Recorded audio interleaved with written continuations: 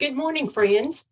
Welcome to Dream Big Today. This is Wednesday, February the 27th or 22nd. I can't talk this morning, 2023. And my name is Debbie. Elizabeth normally is on with me on Wednesday mornings, or I'm on with her, however you want to phrase that. But she's busy this morning. And so I get to do this by myself. And so don't you love to just talk about Leviticus all day long, all by yourself? We'll get there. So if you would put your prayer request in and your praise reports, and we will be keeping our friends in Minnesota in prayers. I think they're getting ready to have some weather. If you're not already having snow and stuff, Cassie, you can send us a picture of your snowman that you will be building. And so anyway, put your praise reports in there too, because everything is just absolutely awesome whenever we're in the kingdom and he's just walking through everything with us day by day. And so I want to start out with my devotion. I think I probably mentioned earlier that my word for the year was trust. Well, here's trust all over my devotion today. And so I thought, oh man, this is really cool. Dear Jesus, thank you for leading me step by step through life as I ask you to guide me through this day as I hold your hand in childlike dependence. My future looks uncertain and feels flimsy, even precarious. I know I need to walk by faith, not by sight, believing that you will open up the way before me. Now, are you able to do that? Do you believe everything that you read in the word? Do you believe that he is with you?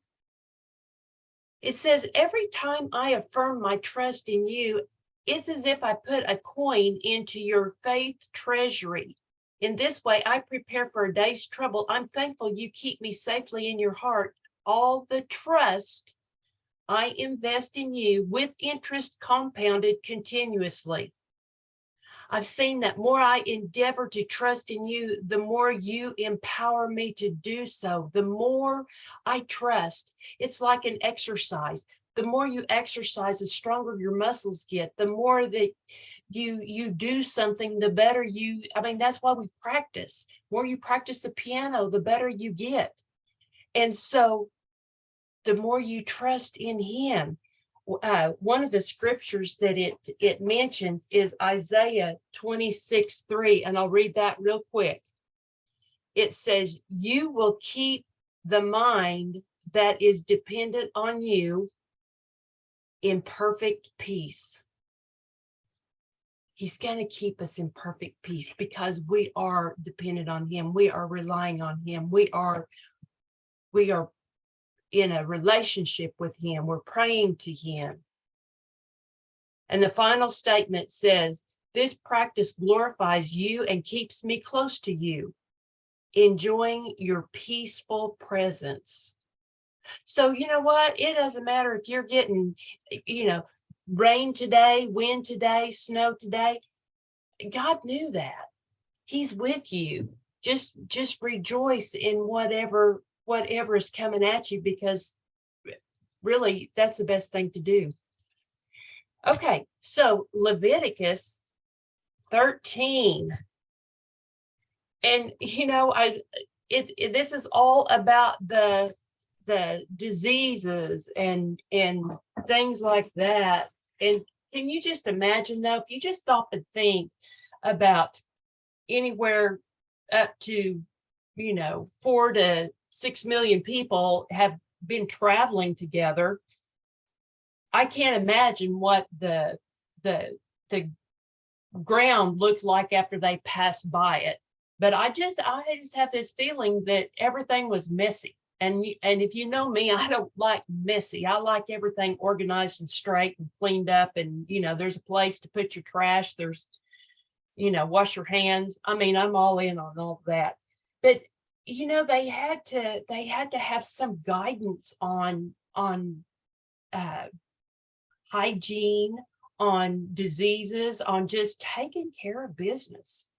And so this this will be mentioning a skin disease, which we generally tend to think of leprosy, but you know what? It could have been all kinds of different things because, you know, you just don't know what you have if it continues lingering. Most things are gone in a few days, but you know, there was a process in place. Leprosy, or an infectious disease, is a name applied to several different diseases and was greatly feared in Bible times. And you can imagine it would be, because you've probably seen those shows where the leper colony had people that maybe didn't have an arm, they didn't have a nose, ears, or whatever, because it just, your body parts are dying, your limbs are dying, and you're still walking.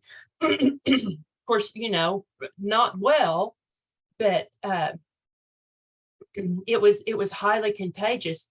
So lepers were separated from family and friends, and you know, we got a slight taste of separation during the pandemic. And you know, of course, we were still in the house with our family, or you know, maybe you did venture out to the store. We had to go buy groceries.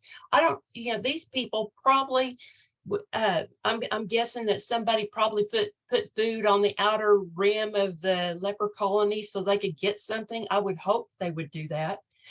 But you know, that was like the first time of isolation.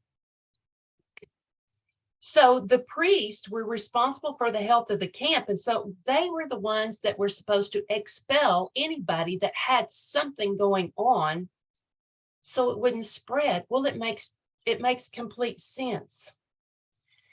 If someone's leprosy appeared to go away, only the priest could decide if that person was truly cured. And so in the Bible, it also uses leprosy in comparison to sin because it's contagious and it's destructive. It just comes at you a little at a time, and until it is out of control and resulting in death. So as we look into it, see, the Lord is talking to Moses, and I mean, the descriptions of the skin diseases are just, I mean, you can just imagine it in your mind whenever he's talking about that. And it talks about, oh man, I could just, I don't want to read all of it, but they had a method of examination for leprosy and a time frame.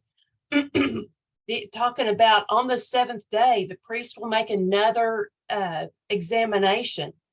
If he finds that there's still some spots or whatever it looks like, there's going to be 7 more days. And so it goes on, and then it talks about more on the diagnosis of leprosy. And then examining the outbreak over the entire body. You know, I mean, wouldn't it just wear you out if you were that person that you felt fine? I just have a few spots. This isn't anything. In fact, you know, it might be acne, and they were having to watch it so close to make sure it wasn't anything worse than that would spread through the community. So one of my notes is talking about in Numbers 5:1-5, it says, they may not defile their camps in the midst of which I dwell. So that was a big deal. So the unsaved, the spiritually unclean, remain banished outside of the kingdom of God, separated from Israel. Ceremonial unclean were banished from physical Israel. And this was just another reason that God was taking care of what he had in place for later on, to keep his people clean as they went along their journey, and then we see how Jesus comes from the line. I'm going to jump on over because it continues on and continues on about burns, about boils, about everything that you could possibly imagine that would pop up on the body. And then the result of leprosy, if you look at verse 45, it says, those who suffer from a serious skin disease must tear their clothing and leave their hair uncombed. They must cover their mouth as they call out, unclean, unclean. As long as the serious disease lasts, they'll be ceremonially unclean. They must live in isolation. And I wonder, this is like sin. If we were going somewhere today, what sin would you be calling out to say that you were unclean? Would it be, I'm a thief? Would it be I'm a cheater? I'm a, what would that be like for us? We don't have leprosy, and there's still leprosy in the world today, but there's medicine for it. But now here's our medicine for our sin. And how could you relate yourself to a spreading of this disease? And then it goes on to talk about molds. And you know what? That was an issue during the times, the rainy season. And so, no Clorox in the camp. And so, they could have something. And, we know what that's like for, we hear about black mold, how that can spread. And I can just imagine that would have been an issue. Everything you had was ruined, would have to been burned. And so now then, that's all I got on Leviticus. And it is interesting to read. And when you think about all of the people that's involved in this, everybody had to have direction. They had to have, there was a process in place. God had a process, and he gave that to Moses, and Moses gave them that so they could continue on. So now let's get into Mark 6, 1 through 29. Oh, and this is I like Mark. He talks about Jesus in action. And you see that the Matthew, Mark, Luke, and John can have some of the same stories, but they'll have just a little bit of twist on what they saw. And you can imagine that, if there was 4 or 5 of us watching something, an event, we'd all see something different. Everything is important, but it would be in the version of what we saw. And everything is still God breathed, God ordained. But it's still something that is interesting to stay focused on what Mark had to say. So in verses 1 through 3, Jesus left the part of the country and returned with his disciples to Nazareth, his hometown. The next Sabbath, he began teaching in the synagogue, and many who heard him were amazed. They asked, where did he get all of this wisdom and the power to perform such miracles? And then they scoffed. And the statement gets me every time. He is just a carpenter, son of Mary, brother of James, Joseph, Judas, and Simon, and his sisters live right here among us. They were deeply offended and refused to believe him. So to go into that, he's just a carpenter. They didn't say, wow, he's a carpenter too. They made that statement that was degrading. He's just a carpenter. It was a way of pointing out that Jesus had no formal theological training. He's just a carpenter. he's got hammer and nails in his hands all the time. But when you think about carpenter, the word carpenter is much broader than one who walks with wood. God is a builder.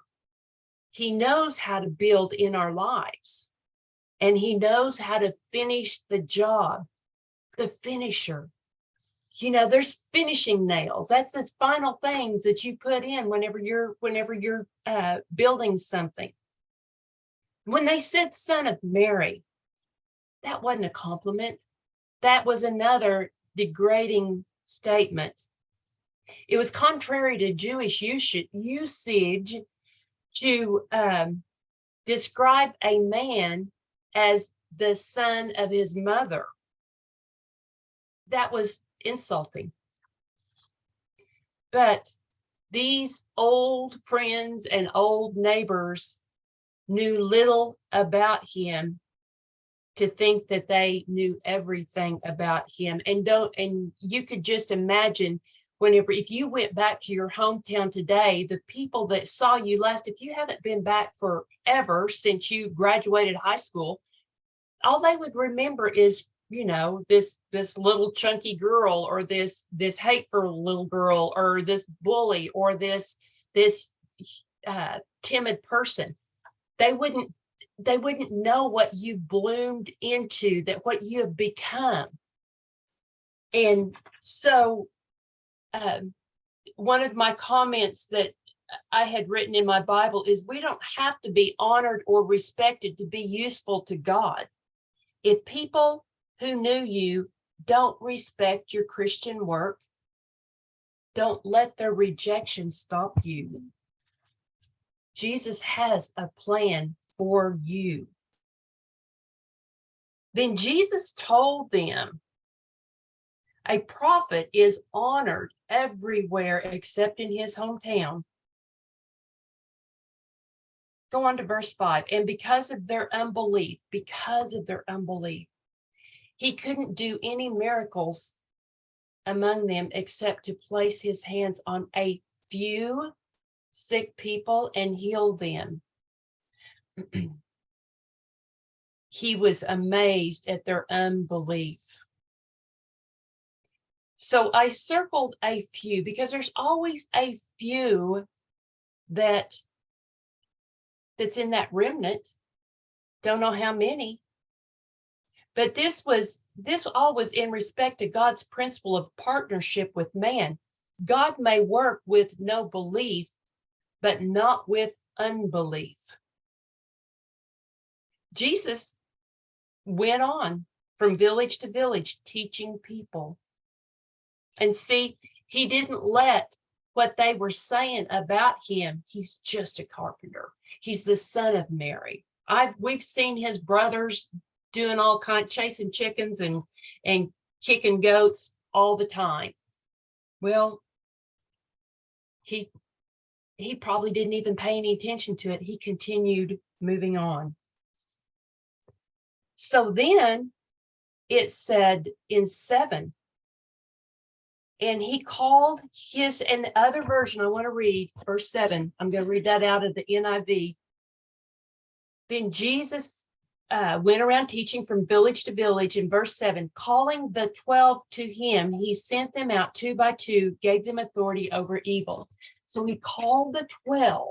And so there's a change here from where we just first started, because in Mark 6:1, it says, Mark tells us that he returned with his disciples to Nazareth. He returned with his disciples. Now then, in verse 7, he says he called his 12. And in the New Living Translation, it says that his 12 disciples. In the NIV and some of the other ones, it just says he calls the 12. And the T in 12 is capitalized. So let's just talk about that first. And then let me go on. And began sending them out 2 by 2, giving them authority to cast out evil spirits. So here's the cool thing. He called his 12 versus in verse 1, his disciples. Now, 12 is uniquely related to the children of Israel. So it's like he's called his children of Israel. In chapter 6, his prophetic call is going to be rejected by vast majority of the people. He sent them out 2 by 2. And we can see 2 or 3, but when we see 2 or 3, the purpose behind that is testimony, support, encouragement. We see 2 things how Israel should behave. What's Israel's call and how a disciple of Jesus should respond. And he gave them authority and power. He told them to take nothing for their journey except a walking stick.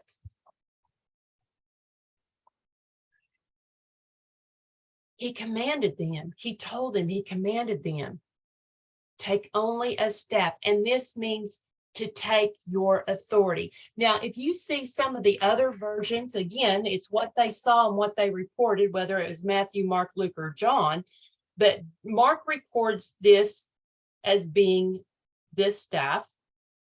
Matthew and Luke accounts that Jesus told them not to take staffs, but one explanation is that they may have been referring to a club. But Mark is talking about a shepherd's crook. But, again, it's what they saw. And then it says, take no food, no traveler's bag, no money. He was all they needed. They were still in a learning lesson. I'm all you need. You need nothing else. No traveler's bag. Man, I'm telling you, for me, that would be hard. I have to have my purse. And then verse 9, he allowed them to wear sandals, but not to take a change of clothes. And in another one, it says, let me see. It says, wear sandals, but not an extra tunic. Well, so you remember, let me see down in my notes, he's telling them now to wear sandals. But remember, God told Moses to take his sandals off because they are on holy ground. Jesus tells the 12 to wear sandals because maybe they're going to unholy ground. That makes sense.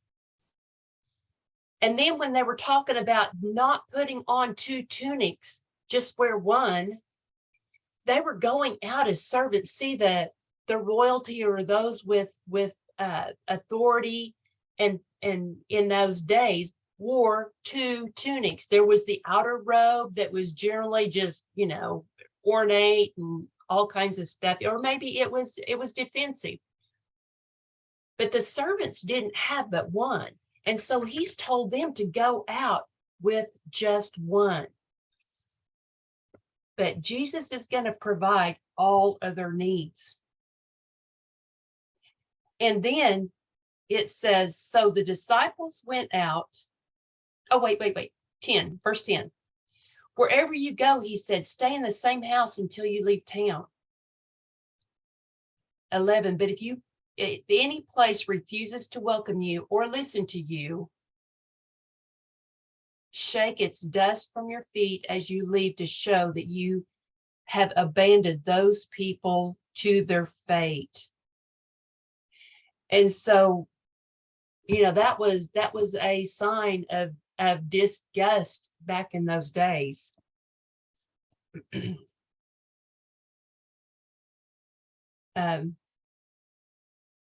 In everything that he's talked about to this point is all signs of power and authority. Just leave.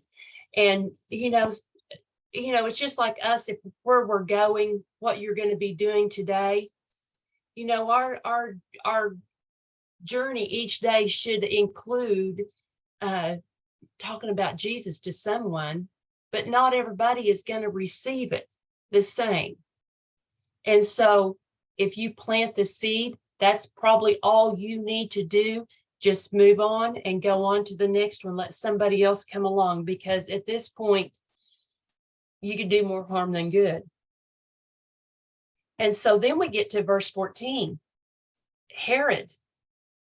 And this little insertion of this story in Mark is unique, because Mark talks about Jesus, the story through this whole thing. But this one place in here is where he talks about Herod and all of the mess he had as with his wife and all of that kind of stuff. And this is the only story that he talks about someone other than Jesus. So we've read about that, and Mark gives a summary about it again. But this whole story is really kind of about fear. I mean, Herod, he's married to his brother's wife, which if you look back into the family tree, it's actually his niece.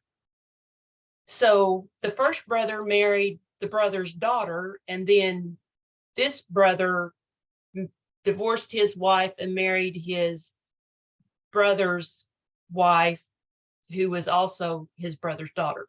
Now, that's a hard one. But so John had told him that wasn't right. And he wasn't supposed to do that. And he had him thrown into prison. So John's been in prison this whole time. And so during this time, and then he had him beheaded. But see, Jesus is doing work all around him, and people are amazed, and some are believing, some are not believing.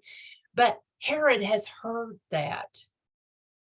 And so it's piqued his interest, but the only thing that he can make a connection to is John the Baptist, because he was a messenger. And so Herodias was how do I want to say this?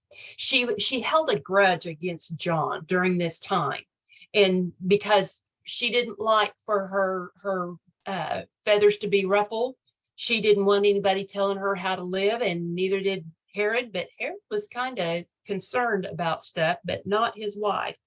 And so one thing I got out of this today, whenever I was reading and listening to it, is the party that Herod had, and had the stepdaughter, which would have been his niece, perform a dance to him, asking, and then she, asked her, what would you like? And she said, when she asked her mom, the mom said, I want the head of John the Baptist on a plate. And that's what she asked for. Now then, can you just imagine this young girl that's probably anywhere from 12, 14 or whatever, young girl, instead of asking for half the kingdom like he had offered, up to half of his kingdom, which it wasn't his to offer, but she gets this head on a tray. All of this because her mom held a grudge. Now, what did that, we don't read anything more about the daughter, but I'm thinking, if this young girl got a head on a tray, she had to have had nightmares for the rest of her life. That is so messed up. And whenever you think about what was her mom wasn't protecting her from any of the gory stuff. Her mom threw her right into the big middle of dancing in front of all of these men in probably skimpy stuff. And yes, Holly says today we'd call her a sociopath. That's what she is. And threw her daughter into the middle of it. Sometimes the things that our thoughts that we have about other people, we have passed that on to our children, because that's what we do. We just tell everybody about, what our opinion is of somebody, and we pull them into our thoughts about them, our judgment of somebody else. And it's devastating. And the story talks, I mean, we just lean to the part about talking about the grudges or resentment, holding on to that until it just absolutely destroys the family. And that's one thing that we need to really watch for, is what's our baggage look like? What are we hanging on to that we need to be shaken out and getting rid of, that is destroying us? When we carry unforgiveness with us, there's nothing worse than that, because the other person doesn't even know that you feel that way. It's only affecting yourself. It affects how you react when you see them. It affects how you do business. It affects your family life. Now, there was one statement that by Corrie ten Boom, and you've heard the story of her, where this was during the Nazi time, and her family was captured. And this woman, after she was a survivor, but she went all over the world talking about the experience, and how she still loved, how she had forgiven, and she just talked about Jesus. So here's what she said: forgiveness is the key that unlocks the door of resentment and the handcuffs of hatred, breaks the chains of bitterness and the shackles of selfishness. If you've ever seen a church with the bell in the steeple, the ringer, you have to remember that to get the bell ringing, you have to tug on it a while to get it going. When it's begun to ring, you just have to maintain the momentum. As long as you keep pulling, the bell keeps ringing. Forgiveness is letting go of the rope. It's just that simple. But when you let go, the bell still is ringing. But as long as you don't pull it, the momentum starts slowing and finally ceases. And this is like forgiveness. We can't do that all on ourselves, within ourselves. We have to pray that God helps us with that. We forgive them all we can and let God fill in the gaps. That, I thought, was a great thing to finish up with this today. Jesus is on the move. We've peeked into a little bit of Herod today, because he will have an encounter with Jesus as we get on into the reading. But I'm going to stop right there today. This is, I mean, just get back in and read it and read it and read it. It's all amazing.